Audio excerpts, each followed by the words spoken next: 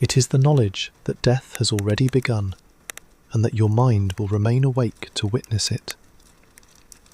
Most people who suffer catastrophic illness are spared the worst of it.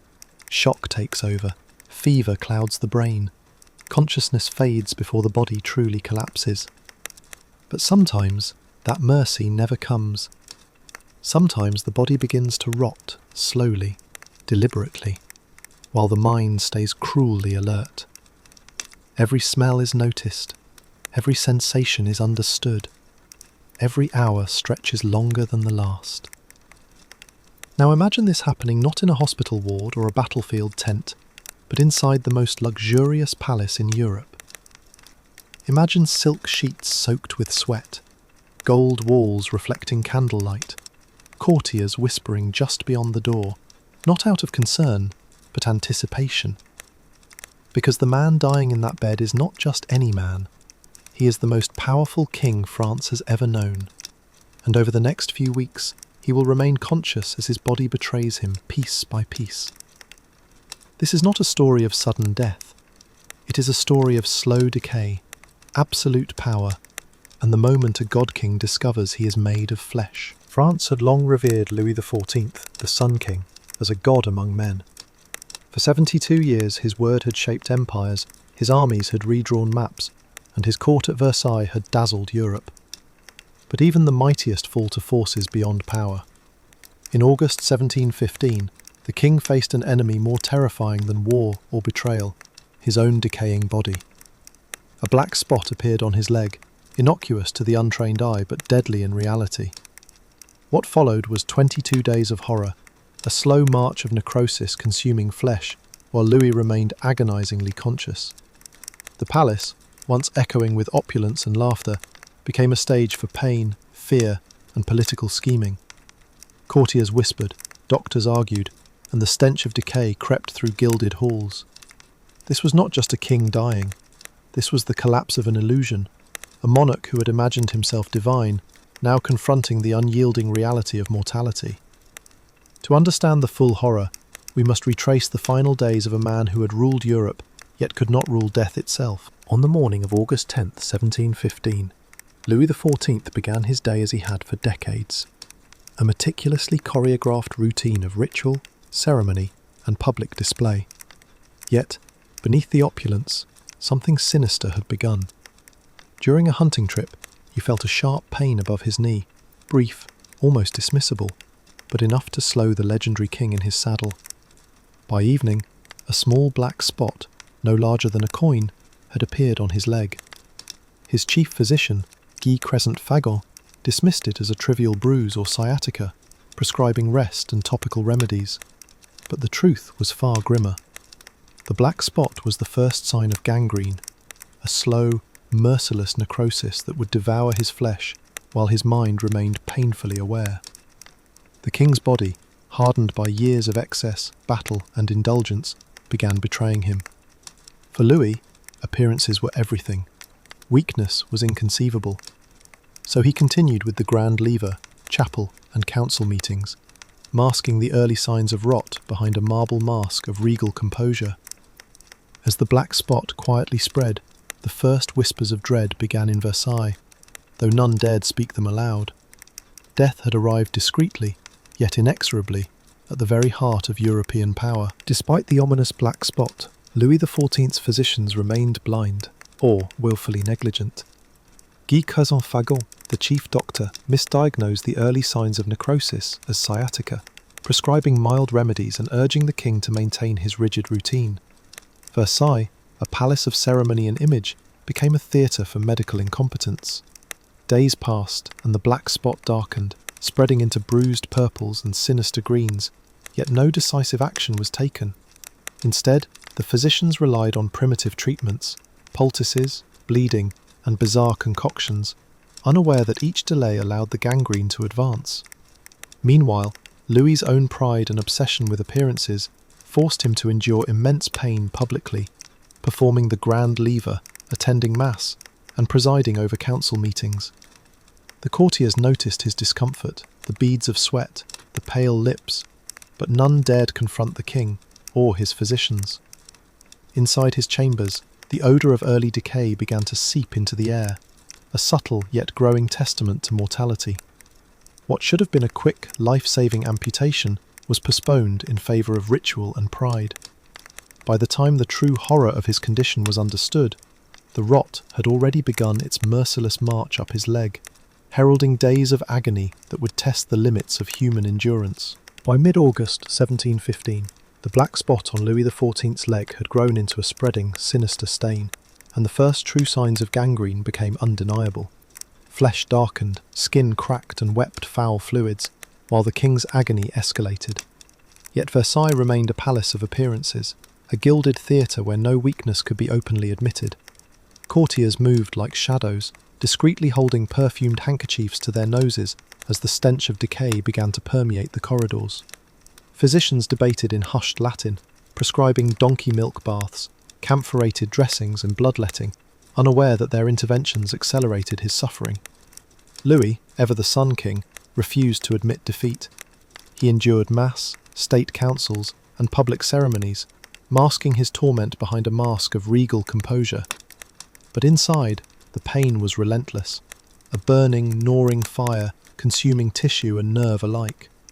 Each day, his leg grew grotesquely swollen, blackened and liquefied, and the inevitable march of death became impossible to ignore. Behind closed doors, whispers of mortality mingled with political plotting. Philip d'Orléans, the king's nephew, and the Duke of Maine manoeuvred subtly, eager to exploit the king's weakening state. The palace, once a symbol of absolute power, had transformed into a chamber of horror, where royal pride clashed violently with the unyielding reality of the human body. While Louis XIV writhed in agony, Versailles became a stage not only for suffering, but for ruthless ambition. The king's looming mortality sparked a frenzy among courtiers and family members eager to secure power. Philip d'Orléans, his shrewd nephew, quietly began consolidating support for the impending regency. The Duke of Maine, Louis's legitimised son, manoeuvred frantically, seeking military backing and loyalty from influential ministers. Letters flew through corridors to Paris and beyond, each missive a strategic bid in the deadly game, unfolding even as the Sun King's body decayed before them. Amidst this scheming, Louis remained painfully conscious, fully aware of both his physical deterioration and the political vultures circling him. He continued to issue decrees, sign documents, and maintain the image of control, even as his flesh literally fell apart. Courtiers who had known him for decades now faced an unimaginable horror. The rotting king, once a symbol of divine authority, reduced to a corporeal reality that no pomp, wealth, or power could mask. The palace, a monument to his glory, had transformed into a theatre of decay, pain, and human ambition, illustrating that even in the presence of mortality, politics remains merciless. August 25th, the Feast of St. Louis, was meant to be a celebration of royal piety and tradition. For Louis XIV, it became a final, tragic performance. Determined to demonstrate that he remained the Sun King, he attempted to attend the ceremonial mass despite the agonising pain in his leg. By now, the necrosis had transformed his flesh into a grotesque black and green mass, swollen and oozing, emitting a cloying stench that perfumed handkerchiefs could barely mask. Courtiers, accustomed to awe and spectacle, were now forced to confront the horrifying reality of mortality. Their reverence mingled with fear and disgust. Louis's composure was remarkable. He endured the mass standing, his face pale, lips tinged blue, sweat glistening on his forehead. Only the closest observers noticed the silent screams of agony behind the mask of regal authority. The king's final public act was not one of grandeur, but a testament to human fragility. A monarch, godlike in life, rendered painfully mortal in death. By evening, he could no longer bear it. Carried back to his chambers, the stage of Versailles' opulence became a theatre of horror, the true scale of the Sun King's suffering fully revealed behind closed doors. By mid-August, Louis XIV's condition had become unmistakably dire. The necrosis had spread from his foot to mid-thigh, the flesh black, green in patches, and liquefying in places. The smell of decay was so overwhelming that servants continuously burned incense and perfumed oils, yet even this could barely mask the stench. Fagot, the chief physician, finally called in France's top surgeons, not out of admission of error, but to share the blame. They examined the king with horror, discussing mortification, putrefaction, and the grim realities of gangrene. Traditional remedies, poultices, donkey milk baths, camphorated spirits, offered no relief. Bloodletting weakened the king further. At this point, the only chance to save his life was immediate amputation. Yet the king, conscious of both his agony and his pride, refused. "If I must die anyway," he reportedly said, "I prefer to keep all my limbs." Days passed as the surgeons debated, Louis endured, and the palace reeked of decay.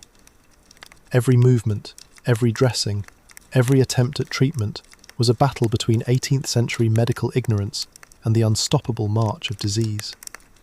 The stage was set for the final grotesque act. A king fully aware of his body's betrayal, navigating both excruciating physical pain and the collapse of his empire's illusions. As the necrosis devoured more of his leg, Louis XIV faced the reality of his imminent death. Between August 28th and 30th, he summoned courtiers, family, and loyal servants in small groups, expressing gratitude, asking forgiveness, and offering final words. His body, racked with pain, was a grotesque spectacle, yet his mind remained terrifyingly lucid. To his illegitimate children, he gave blessings and advice, aware that political rivals would strip them of rank the moment he died. To Madame de Maintenon, his secret wife, he spoke gently, remarking on the unexpected nature of death. Perhaps most hauntingly, he summoned his 5-year-old great-grandson, the future Louis XV, drawing the child close despite the overwhelming stench of decay. Whispering in his ear, he offered guidance for the future. Avoid the mistakes of war, extravagance, and the burdens of absolute power.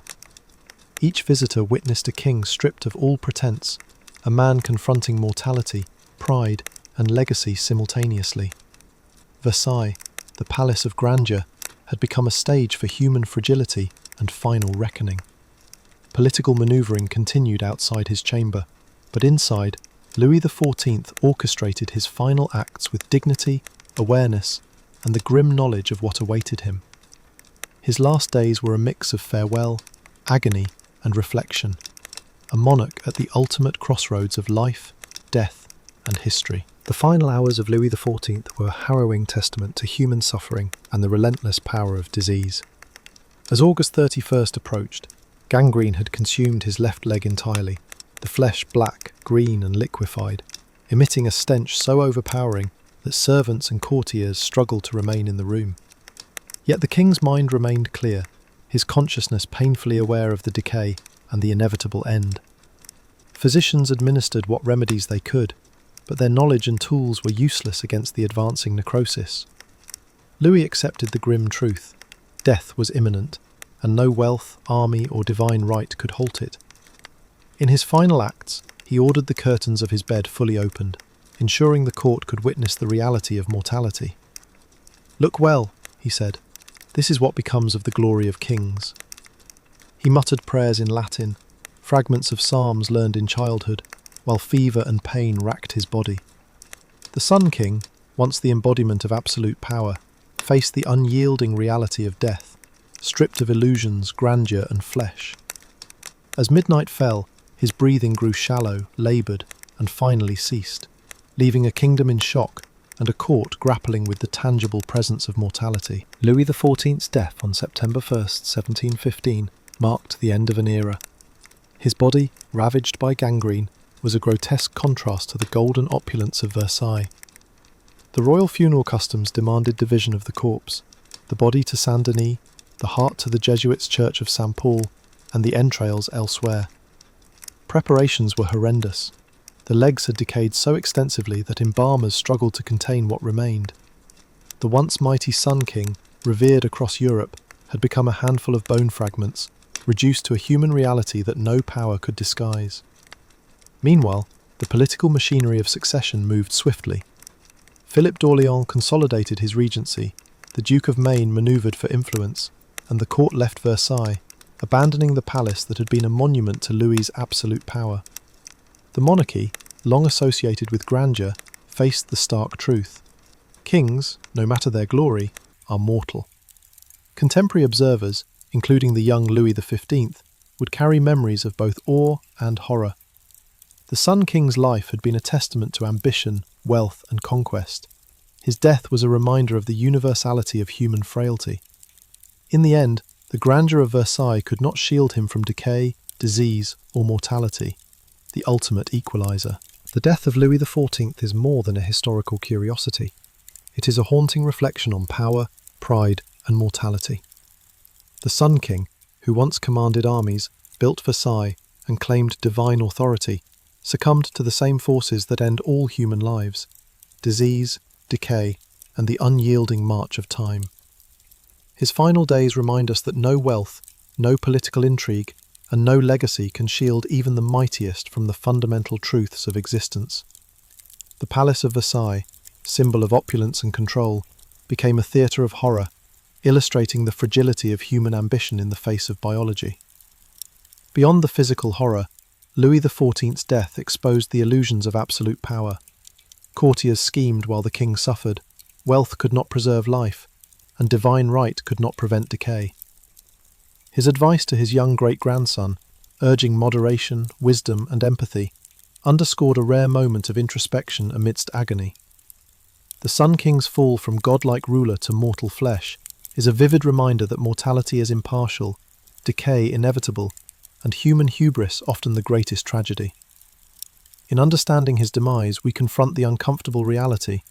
Death is the ultimate equalizer, and no crown, no throne, and no grandeur can escape its grasp.